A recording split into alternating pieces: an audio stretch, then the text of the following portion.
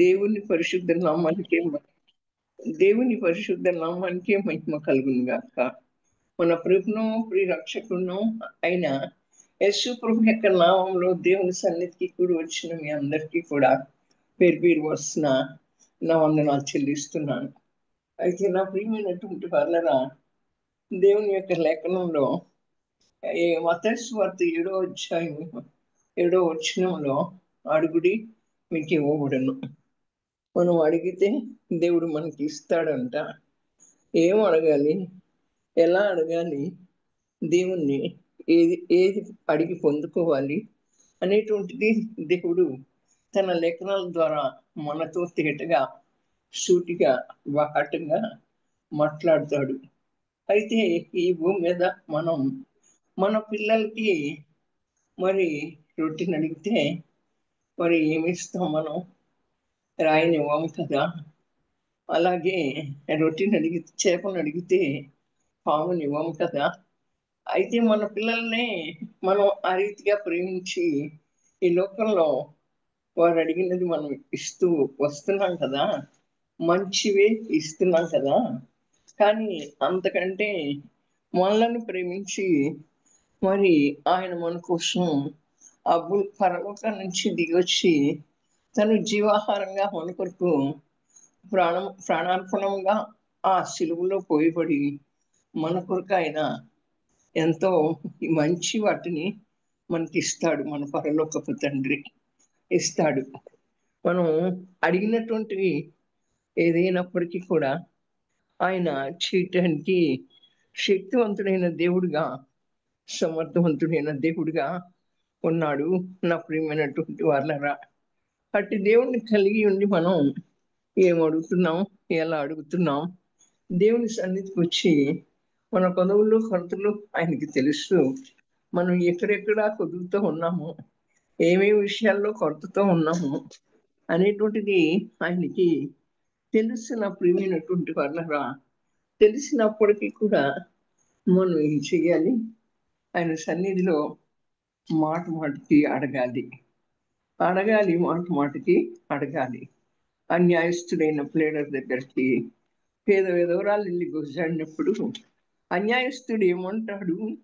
నేను అసలు దేవుణ్ణి వెరగని వాడిని, నాకు అసలు దేవుడే తెలియదే, దేవుని భయమే లేదే, నేను ఎవరిని కూడా లెక్క చేయనే, అటువంటి నా దగ్గరికి ఈమె వచ్చి మాట మాటికి గోజాడుతూ ఉంది కనుక నేను ఈమెకి న్యాయం తీర్చాలి అని అన్యాయస్తుడు అనుకుంటాడు. అట్లాగే ఆమెకి న్యాయం తీరుస్తాడు. మనకు న్యాయకర్త అయినటువంటి దేవుడు, మన రక్షణకారకుడైన దేవుడు, మనం మాట మాటికి ఆయన సన్నిధికి వచ్చి మనం గోజాడి విసుకక నిత్యము ఆయన సన్నిధిలో మనం ప్రార్థిస్తూ గోజాడుతూ ఉన్నప్పుడు ఆయన మనకి న్యాయం తీర్చడా? ఆయన మనకి న్యాయం చేయడా? మనం ఆయన పిల్లలం కదా, మనం ఆయన సొప్పిగా సంపాదించం కదా, మనం ఆయన చేత ఏర్పరచబడిన వారం కదా, మనం ఆయన చేత పిలువబడిన వారం కదా, మనం ఆయన చేత ఈ లోకంలో ప్రతిదాని నుంచి తన రక్తంతో కడిగి ఈ లోకంలో ప్రతిదాని నుంచి మనల్ని విడిపించాడు కదా. అట్టి దేవుడు మనం మరలా ఆయన దగ్గరకు వచ్చి మనం గోజాడి మనం అడిగినప్పుడు ఆయన తప్పకుండా మనకి ఇచ్చే దేవుడుగా ఉన్నాడు. ఇస్తాడు, ఇచ్చి మనల్ని తృప్తిపరిచేటువంటి దేవుడుగా ఉంటున్నాడు. అయితే నా ప్రియమైనటువంటి వాళ్ళరా, మరి దేవుని యొక్క లేఖనంలో మనం చూసినప్పుడు ఇక్కడ ఒక మాట రాయబడి ఉంది. ఒక స్నేహితుని ఇంటికి ఒక స్నేహితుడు వెళ్తాడు. వెళ్ళి మరి నా ఇంటికి మరి దూర ప్రయాణం చేసి స్నేహితుడు నా ఇంటికి వస్తున్నప్పుడు నా ఎద్దుకు వచ్చి ఉన్నాడు. అతను పెట్టడానికి నా దగ్గర ఏమి లేదు కనుక నేను అంటే నువ్వు నీ దగ్గర ఏమైనా ఉంటే నా స్నేహితుడికి పెట్టడానికి 3 రొట్టెలు బదులేమని చెప్పి అడుగుతాడు.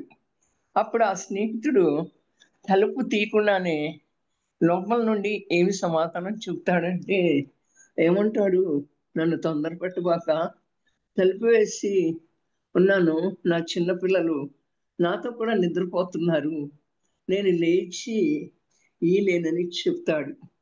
మరి చూడండి, ఈ స్నేహితుడు ఆ స్నేహితుడి దగ్గరికి వెళ్ళి, దూరం నుంచి నా ఇంటికి స్నేహితుడు వచ్చి ఉన్నాడు, వచ్చి ఉన్నప్పుడు మరి అతనికి పెట్టడానికి నా దగ్గర ఏమీ లేదు, నా దగ్గర 3 రొట్టెలు మాత్రం ఉన్నాయి, అవి ఇంకా నీవు నాకు 3 రొట్టెలు ఇవ్వు అని తలుపు కొట్టి అడిగితే ఆ స్నేహితుడు ఏమంటాడు, నా ప్రియమైనటువంటి వాళ్ళరా, నా దగ్గర చిన్నపిల్లలు నిద్రపోతున్నారు, నువ్వు మాటికి తలుపు కొట్టద్దు, నువ్వు అడగద్దు, నేనేమి ఇవ్వలేను అని చెప్పి అని చెప్తాడు. నా ప్రియమైనటువంటి వాళ్ళరా, అప్పుడు ఆయన ఏం చేస్తాడు, మరి అతడు సిగ్గుమాలి మాటికి అడగటం వలన అతడు లేచి అతనికి కావలసినవన్నీ కూడా ఇచ్చును అని మీతో చెప్తున్నాను అంటున్నాడు. అటువలే మీరుని అడుగుడి మీకు ఇయ్యబడను. అతడు సిగ్గుమాలి మాటికి అడిగాడంట. మాటికి అడిగాడు. ఆయన ఈ లోకపు స్నేహితుడిని ఆ రీతిగా సిగ్గుమాలి ఆయన మాటికి అడిగినప్పుడు ఆయన లేచి ఇచ్చాడు. ఈ స్నేహితుడు నిజమైన స్నేహితుడు. యేసు ప్రభు మనకు నిజమైన స్నేహితుడు. ఆయన మన కష్టాల్లో ఆదుకునే స్నేహితుడు, మన ఆపదల్లో ఆదుకునే స్నేహితుడు, మన శ్రమల్లో మనల్ని ధైర్యపరిచే స్నేహితుడు, మనకి లేని విషయంలో ఆయన మనకి ఇచ్చేటువంటి స్నేహితుడు. కనుక ఆయన దగ్గరకు వెళ్ళి మనం సిగ్గుమాలి మాటికి అడగాలి. ఈ లోకంలో ఉన్న స్నేహితుడే ఆయన దగ్గరికి వెళ్ళి మాటికి అడిగితే నిజ స్నేహితుడైన మన యేసు ప్రభుని మనం మాటికి అడుగుతూనే ఉండాలి. ఉద్యోగం లేదా, దేవుని సన్నిధికి వచ్చి అడుగు. మరి అలాగే శ్రమలు అనుభవిస్తున్నావా, దేవుని సన్నిధిలో ఆ శ్రమల గురించి అడుగు. అలాగే వ్యాధితో బాధతో ఉన్నావా, ఆ వ్యాధి బాధల గురించి దేవుని సన్నిధిలో అడుగు. అలాగే నా ప్రియమైనటువంటి వాళ్ళరా, సమాధానం లేదా, సమాధానం కావాలని అడుగు మాటికి. కుటుంబంలో నెమ్మది లేదా, నెమ్మది కావాలని అడుగు మాటికి. నేను భక్తిలో ఎదగలేకపోతున్నాను అని అంటున్నావా, వచ్చి ఆయనని మాటికి ఆ సిగ్గు మాలిన విధంగా ఆయన మాటికి ఎలా అడిగాడు, నీ కార్యాలు ఏమి నెరవేర్చబడలేదా అనే అసంతృప్తితో అసమాధానంతో మరి మనం బ్రతుకుతున్నాం. ఈ రోజుల్లో ప్రతి ఒక్కరికి అసంతృప్తి, అసమాధానాలతో, నిరాశలతో, నిస్పృహలతోనే ఉంటున్నారు. కనుక మాటికి దేవుణ్ణి అడుగు. మాటికి సిగ్గుమాలిన విధంగా ఆ స్నేహితుడిని ఎలా అడిగాడో మన స్నేహితుడైన యేసయ్యని మనం అంతకంటే ఎక్కువగా అడగాలి. మాటికి అడగాలి. అడిగినప్పుడు ఆయన మనం అడిగిందల్లా కూడా మనకి ఇచ్చే దేవుడిగా ఉంటున్నాడు. నా ప్రియమైనటువంటి వాళ్ళరా, అడుగుడి మీకు ఇవ్వబడును అంటుంది దేవుని యొక్క వాక్యంలో.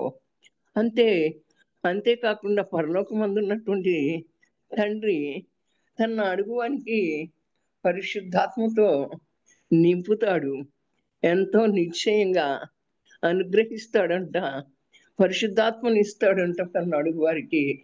మనం అడగాలంట, నీ ఆత్మతో నింపు, నీ వాక్శక్తితో నింపు, నీ వాక్యంతో నింపు, నీ తలంపులతో నింపు, నీ ఆలోచనలతో నింపు, నీ యొక్క మరి ఊహల ఉద్దేశాలతో నన్ను నింపు, నీ పరిశుద్ధాత్మ శక్తితో నన్ను బలపరచు, నీ పరిశుద్ధాత్మని నాకు ఇవ్వు ప్రభువా, నాలోకి రండి ప్రభువా అని చెప్పి మనం అడగాలంట. మనం అడిగితే ఎంతో నిశ్చయంగా ఆయన మనకి అనుగ్రహించేటువంటి దేవుడుగా ఉన్నాడు. నా ప్రియమైన వాళ్ళరా, మనం ఏం అడుగుతున్నాం, ఎలా పొందుకోవాలనుకుంటున్నాం, ఒకసారి ప్రార్థన చేస్తాం, 2 సార్లు ప్రార్థన చేస్తాం, దేవుడు ఏ కార్యం చేయట్లేదులే, మనం అడిగి విసిగిపోతున్నాం, మనం అడిగి అడిగి మరి నిరుత్సాహపడుతున్నాం. నాకు ఏ పని అవటం లేదులే, ఏ కార్యం జరగట్లేదులే, ఏది మరి ఉద్యోగం రావట్లా, పరిస్థితులు చక్కపరచబట్టలా, అలాగే శ్రమలు అలాగే ఉన్నాయి, బిడ్డల జీవితాలు బాగుపట్టలా అని చెప్పి మనం అడిగి అడిగి మెదలకుండా ఊరుకుండిపోతాం. అట్ట కాదు, సిగ్గుమాలి అడిగిన స్నేహితుల్లాగా మాట మాటికి మనం ఆయన్ని గోజాడాలి. మాట మాటికి ఆయనకి మనం గుర్తు చేయాలి. అడుగుతూనే ఉండు, నాకు ఒక ఉద్యోగం కావాలి ప్రభువా, ఇవన్నీ అడుగుతూనే ఉండు. నాకు ఒక ఇల్లు కావాలి ప్రభువా, ఈ లోకంలో నివాసం చేయాలంటే నాకు ఒక ఇల్లు కావాలి కనుక నాకు ఒక ఇల్లు ప్రభువా అని అడుగుతూనే ఉండు. నాకు ఆరోగ్యం బాగోలేదు ప్రభువా, నా ఆరోగ్యాన్ని ముట్టి స్వస్థపరచు ప్రభువా అని అడుగుతూనే ఉండు. అలాగే నా బిడ్డల భవిష్యత్తు కావాలి ప్రభు, బాగుండాలి ప్రభువా, వారిని వారిని దీవించి భవిష్యత్తు ఆశీర్వదించు ప్రభువా అని అడుగుతూనే ఉండు. అడిగిన వాళ్ళందరికీ కూడా దయచేసే దేవుడై ఉన్నాడు. అయితే నా నామం పేరట మీరు ఏది అడుగుతారో అది పొంది ఉన్నామని నిశ్చయముగా నమ్మమంటున్నాడు. యేసుప్రభు యొక్క నామంలో మనం దేవుని సన్నిధికి వచ్చి మాట మాటికి గోజాడి మనం దేన్ని అడిగామో అది మనం పొందుకున్నామని చెప్పి ఆయన ఏమంటున్నాడు, నమ్మమంటున్నాడు. అవును నా ప్రియమైన వాళ్ళరా, ఆయన మనకి ఇచ్చాడని, ఆయన మనకు దయచేశాడని మనం నమ్మాలి. నమ్మితే నీవు నా మనం చూస్తావు అంటుంది దేవుని యొక్క వాక్యం. మార్కు సువార్త మరి ఇక్కడ 11వ అధ్యాయం నా ప్రియమైనటువంటి వాళ్ళరా 24వ వచనంలో, అందుచేత ప్రార్థన చేయనప్పుడు మీరు అడుగుచున్న వాటిని ఎల్లను పొంది ఉన్నామని నమ్ముడి, అప్పుడు అవి మీకు కలుగునని మీతో చెప్పుచున్నాను. మనం ప్రార్థన చేసేటప్పుడు మనం అడుగుచున్న వాటిని ఎల్లా కూడా పొంది ఉన్నాము అని మనం నమ్మాలంట. నాకు ఒక ఉద్యోగం ఇచ్చావు నీకే స్తోత్రం, నా పరిస్థితులు బాగు చేసావు నీకే స్తోత్రం, నాకు ఆరోగ్యం ఇచ్చావు నీకే స్తోత్రం, నా భవిష్యత్తును బాగు చేసావు నీకే స్తోత్రం, నా వ్యాధి నుంచి విడిపించావు నీకే స్తోత్రం, నా బాధల నుంచి విడిపించావు నీకే స్తోత్రం, నా ఆర్థిక పరిస్థితులను సరిచేసావు నీకే స్తోత్రం, నాకు ఒక సమాధానాన్ని కలుగచేసావు నీకే స్తోత్రం అని చెప్పంటే ఇచ్చినందుకు నీకే స్తోత్రం అని చెప్పి మనం ముందుగానే స్తుతిస్తేనంట ఆ స్తుతులు దేవుడు మనం పొంది ఉన్నామని నమ్మి ఆయన స్తుతిస్తున్నాం కనుక దేవుడు తప్పకుండా అడిగిన వాటిని మనకి దయచేసేటువంటి దేవుడిగా ఉన్నాడు. అయితే నా ప్రియమైన వాళ్ళరా, మనం అడగాలి. ఏమడగాలి? తన ఆత్మను అడగాలి. మాట సిగ్గుమాలి ఆ స్నేహితుడు మాట మాటికి ఎలా అడిగాడు, దేవుని దగ్గరకు వచ్చి మనం అలా సిగ్గుమాలి మాట మాటికి దేవుణ్ణి అడిగేటువంటి వరంగా ఉండాలి. మనం అడుగుతున్నప్పుడు మరి సిగ్గుమాలి పద్దాక మనం ఆయన అడిగితే ఆయన ఏం చేస్తాడు, మనకి ఇచ్చేటువంటి దేవుడుగా ఉంటున్నాడు. నా ప్రియమైనటువంటి వాళ్ళరా, ఆయన ఇస్తాడు. ఇక చూడండి ఏమంటే నా ప్రియమైన వాళ్ళరా, మరి ఇక్కడ యోహాను సువార్త 14 అధ్యాయము 13, 14 వచనాల్లో చూస్తే, మీరు నా నామమున దేన్ని అడుగుదురో తండ్రి కుమారుని యందు మహిమపరచబట్టుకై దానిని చేతును. నా నామం మీరు నన్నేమి అడిగినను నేను చేతును. నా నామమున మీరు ఏది అడుగుతారో మరి తండ్రి కుమారుని ద్వారా మహిమపరచబడినట్లుగా నేను చేస్తాను. నన్ను ఏమి అడిగినప్పటికీ కూడా నేను దాన్ని చేస్తాను అంటున్నాడు. యేసయ్య నామం గొప్ప నామం, శక్తి కలిగిన నామం, ఎటువంటి దుర్గాలనైనా పడద్రోయగలిగినటువంటి శక్తి కలిగిన నామం. ఆ నామం మనకు ఆశ్రయం, ఆ నామం మనకి దుర్గం కనుక ఆ నామంలో మనం ఏది అడిగినప్పటికీ కూడా ఆయన నామం ఉన్నతమైన నామం. ఆకాశ మహాకాశముల కంటే ఎత్తైనటువంటి వాడు మహాకాశములు పట్టుచాలన్నటువంటి వాడు. అవును, నా ప్రియమైనటువంటి వాళ్ళరా, అట్టి నామాన్ని ఆశ్రయించినటువంటి మనం, ఆయన నామంలో మనం ఏది అడిగినప్పటికీ కూడా తండ్రి మహిమ పరచబడినట్లు ఆయన చేస్తాను అంటున్నాడు. అవును, ఆయన పంపించినటువంటి వాడు తండ్రి ఈ లోకానికి యేసుప్రభుని పంపించాడు కనుక ఆయన తన ద్వారా మహిమపరచబడాలి కనుక యేసయ్య నామంలో మనం ఏది అడిగినప్పటికీ కూడా ఆయన చేస్తానని చెప్తున్నాడు. కనుక మనం ఈ పూట దేవుడు మనతో మాట్లాడినటువంటి విషయం ఏంటి అంటే, అడుగుడి మీకు ఇవ్వను అన్నాడు. మనం ఎలా అడగాలి మరొకసారి గుర్తు చేస్తున్నా. సిగ్గుమాలి అడగాలి. అన్యాయస్తుడైన ప్లేడర్ దగ్గరికి పేద విధవరాలు వెళ్ళి ఎట్లా గోసాడిందో ఆ రీతిగా అడగాలి. అంతేకాకుండా ఆయన నామం పెట్టి ఏది అడిగినప్పటికీ కూడా నేను మీకు ఇచ్చానని నమ్మమంటున్నాడు. యేసయ్య నామంలో మనం ఏది అడిగినా ఆయన మనం పొంది ఉన్నామని నమ్మమని చెప్తున్నాడు. ఆ నమ్మిక మాత్రం మనం తప్పిపోకూడదు. ఆ నమ్మిక మాత్రం ఉంచాలి. నమ్ముట నీవంతైతే నమ్మవానికి సమస్తము సాధ్యం అంటుంది. అంతేకాకుండా మన సంతోషం పరిపూర్ణమగినట్లుగా ఆయన్ని అడగాలి. మన సంతోషం పరిపూర్ణమవుతుంది ఆయన్ని అడిగినప్పుడు. ఈ లోకంలో సంతోషం పరిపూర్ణమవుతుంది, పరలోకంలో కూడా మన సంతోషం పరిపూర్ణమవుతుంది. నా ప్రియమైనటువంటి వాళ్ళరా, అట్టి సంతోషం మనం కలిగి ఉండాలి అంటే, మన సంతోషం పరిపూర్ణం అవ్వాలి అంటే ఎల్లప్పుడూ ప్రభువునందు ఆనందించుడి అని దేవుని లేఖనం చెప్పిన రీతిగా మనం ఆత్మపూర్ణమై పరిశుద్ధాత్మ శక్తితో నింపబడి ఆయన అంటున్నాడు, తన అడుగు వారికి నా ఆత్మను దయచేస్తాను అంటున్నాడు. అంతేకాకుండా అంత్యకాలంలో యవనుల మీద నా ఆత్మను కుమ్మరిస్తాను, వారు దర్శనాలు చూస్తారు, ముసలివారు కలలు కంటారు అని చెప్పి దేవుని యొక్క లేఖనం సెలవిస్తూ ఉంది కదా. ఆ రీతిగా ఈ అంత్యకాలంలో మనం పరిశుద్ధాత్మ శక్తితో నింపబడాలి. ఎప్పుడైతే మనం పరిశుద్ధాత్మ శక్తితో నింపబడతామో ఏది వచ్చినప్పటికీ కూడా మనం ఎదుర్కోగలిగినటువంటి వరం, అట్టి ధైర్యం మనకు కలుగుతుంది. భయాల నుంచి విడిపించబడతాం, శోధాల నుంచి విడిపించబడతాం. మన చుట్టూ చూస్తూ ఉన్నప్పుడు అన్ని భయాందోళనలే, అంతా శోధనలే. మనం ఎప్పుడు ఉంటామో ఎప్పుడు పోతామో కూడా తెలియని పరిస్థితులు. అవును, నా ప్రియమైనటువంటి వాళ్ళరా, బస్సు యాక్సిడెంట్లు, బస్సులు కాలిపోవటాలు, ఆ తర్వాత విమానాలు క్రాష్ అయిపోవటాలు, ఆ తర్వాత ప్రపంచంలో ఉన్నటువంటి దేశాల యొక్క పరిస్థితులు విపరీతమైనటువంటి పరిస్థితులుగా మనకు కనపడుతూ ఉన్నాయి. మనం చూస్తూ ఉన్నాం, మనం వింటూ ఉన్నాం. అనేకమైనటువంటి గందరగోళాలు. ఇప్పుడు ఇక్కడ తుఫాన్లు. అవును, ఆ తుఫాన్లకి ప్రభుత్వం ముందే అప్రమత్తం అవటం, హెచ్చరికలు తీసుకుంటూ ఉంటాం. కానీ దేవుడు మనల్ని ఎంతగా కాపాడుతున్నాడు. వీటన్నిటి మధ్య కూడా దేవుడు తన సిలువలో చిందించిన రక్తంతో మనల్ని కప్పి, ఆయన రక్తాన్ని మన చుట్టూ కంచెగా ఉంచి, ఆయన రక్తాన్ని మన మీద ప్రోక్షించి మనల్ని ఎంతగా కాపాడుతూ వస్తున్నాడు. మనం ఎంతగా కాపాడుతున్నాడంటే అంతగా కాపాడుతున్నాడు.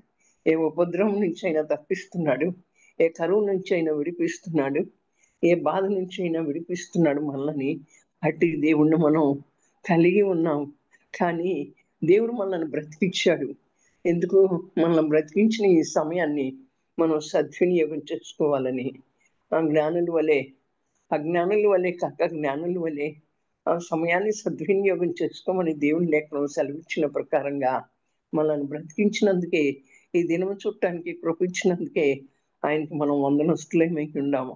ఆయనకి ఎల్లవేళలా కృతజ్ఞతాస్తుతులు చెల్లించాలి. ఈ భూమి మీద సంచరిస్తున్న మన ఉనికి ఆయనే, మన స్పర్శ ఆయనే, మన ప్రాణం ఆయనే, మనకున్న ప్రతిదీ ఆయనే. ఆయన లేకుండా మనకి ఏది కలగలేదు. నా ప్రియమైన వాళ్ళరా, అట్టి దేవుణ్ణి మర్చిపోకూడదు. ఆయన చేసిన మేలులు ఉపకారములు ఎన్నెన్నో.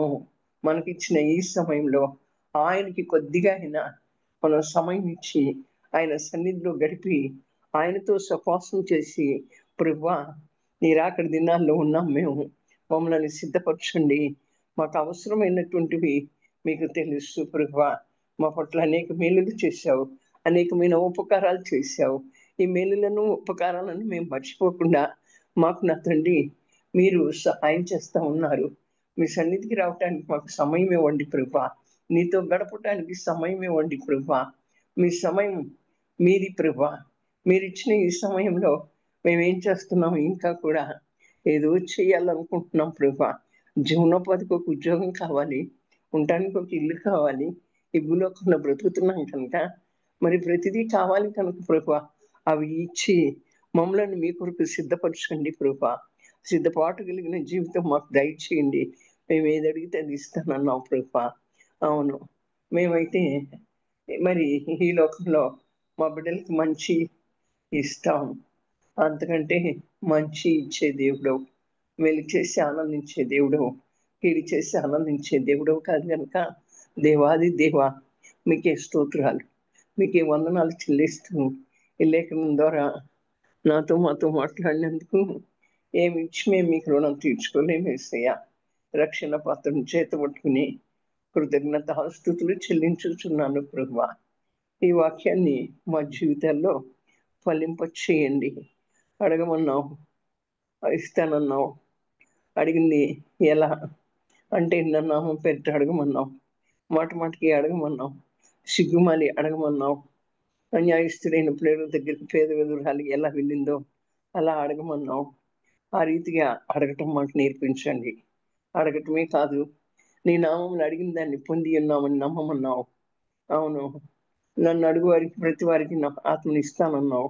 మీ ఆత్మను పొందుకొని మేము ముందు కొనసాగటానికి, జై జీవితం చేయటానికి, మేము సిద్ధపడే అనేకులను సిద్ధపరచడానికి మీ కృపా భాగ్యం మాకు దయచేయమని త్వరగా రానున్న యేసు ప్రభు యొక్క శక్తి కలిగిన నామంలో ప్రార్థించి పొంది ఉన్నాము తండ్రి.